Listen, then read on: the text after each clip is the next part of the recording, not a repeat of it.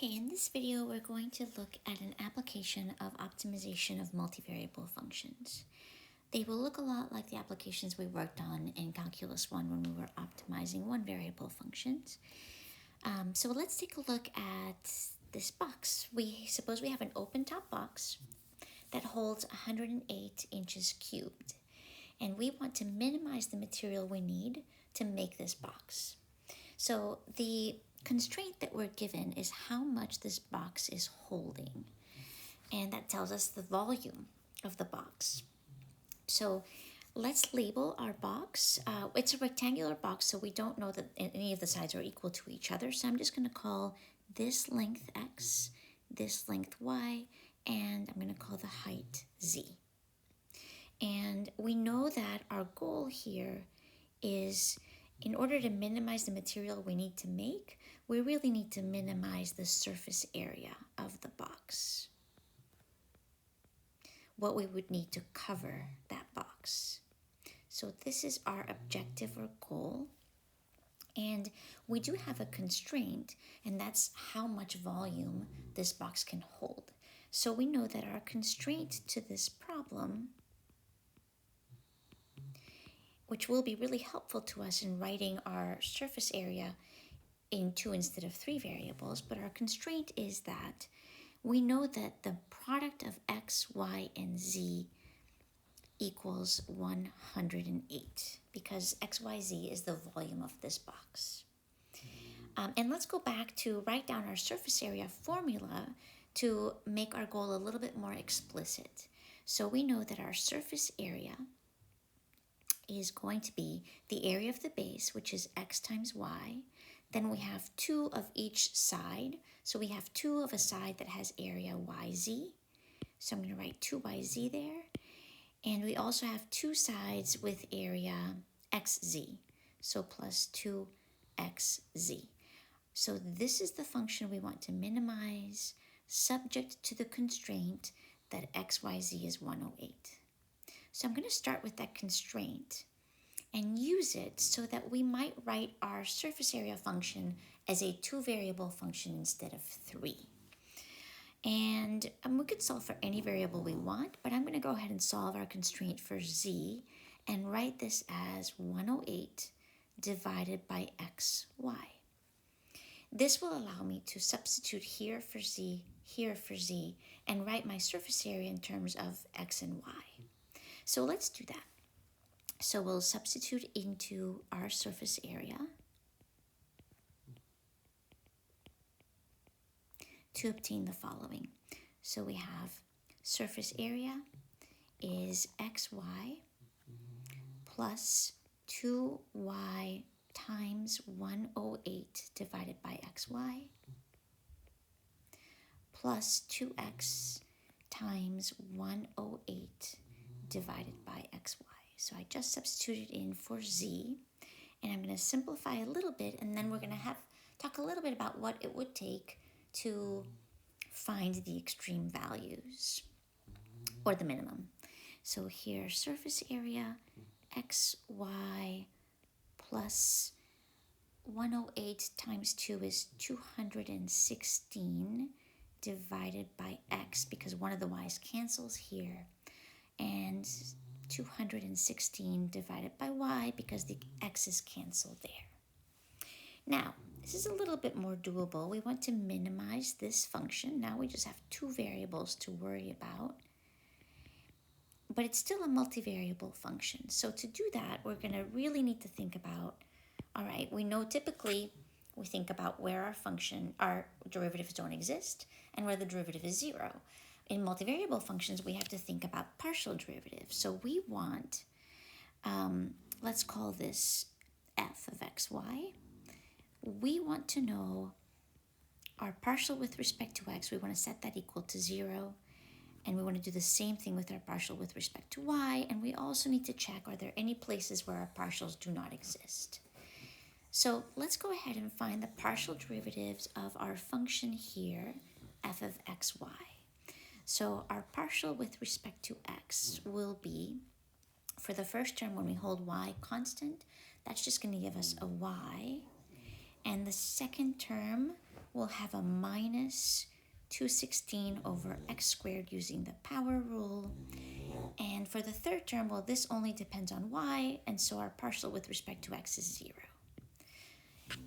And our partial with respect to x is not defined when x is 0, but notice that when x is 0, we have no volume because we have no length. So we don't really have to worry about that. And let's take our partial now with respect to y. So again, differentiating our surface area formula, we'll have, for the first term, we'll get an x. The derivative of the second term with respect to y is 0, and the third one will give us a negative 216 over y squared. And now I'm going to set both of these partial derivatives equal to 0 and solve the simultaneous system of equations. So we know that y minus 216 over x squared must equal 0, and x minus 216 over y squared must equal 0, and we want these two things to happen at the same time. So we have found substitution to be a pretty helpful strategy in solving simultaneous equations. So what I'm going to do is I'm going to label these two as 1 and 2, so it's a little bit easier to refer to these equations. And I'm going to take 1 and solve it for y. And then I'm going to plug in what I get for y from 1 into our second equation. So let's do that. Solving the first equation for y will give us that y equals 216 over x squared. And then we'll substitute into our second equation to get the following. So into our second equation, we have x minus 216 over all of y gets squared. And so I'm substituting in 216 over x squared. That has to get squared, and all of this equals 0. This is our second equation with y plugged in. Okay, so let's work a little bit. Now we just have one variable. Let's try to see if we can solve for x. So this is going to give us x minus 216 over 216 squared over x to the fourth, and that equals 0. Let's do a little bit of work with that fraction.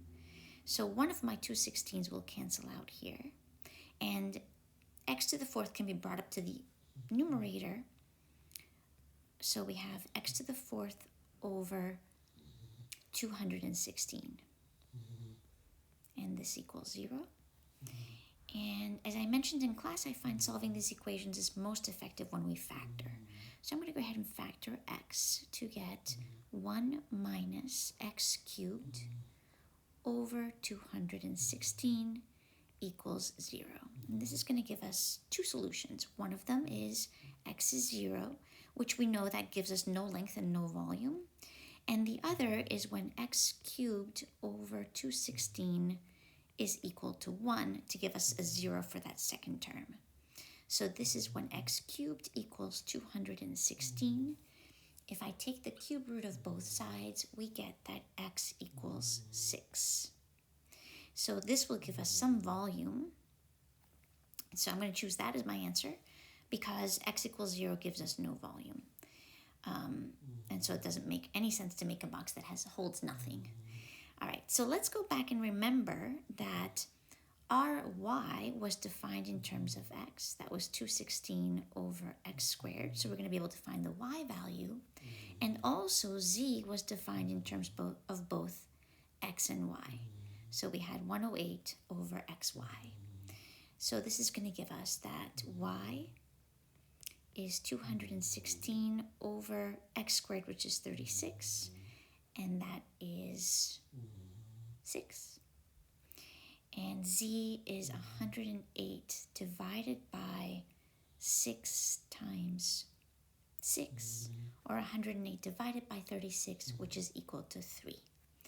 And so we have our dimensions when x equals 6, when y equals 6, and when z equals 3, we can expect to have a minimum surface area.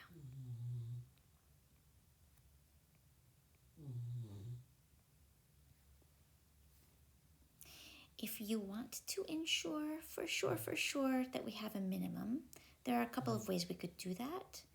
You could graph the surface area function and trace where our minimum is going to be. And we could also use the Hessian determinant or the discriminant and find second derivatives and evaluate them at our critical point. I don't think that that's necessary because we actually had a constraint here that gives us a boundary, even though we don't have an explicit boundary that we tested. So these two simultaneous constraint and optimization function or objective function will only have a minimum. So again, probably the best way to check would be to graph our surface area function and show that we get a minimum only. But you're welcome to try the Hessian matrix if you'd like.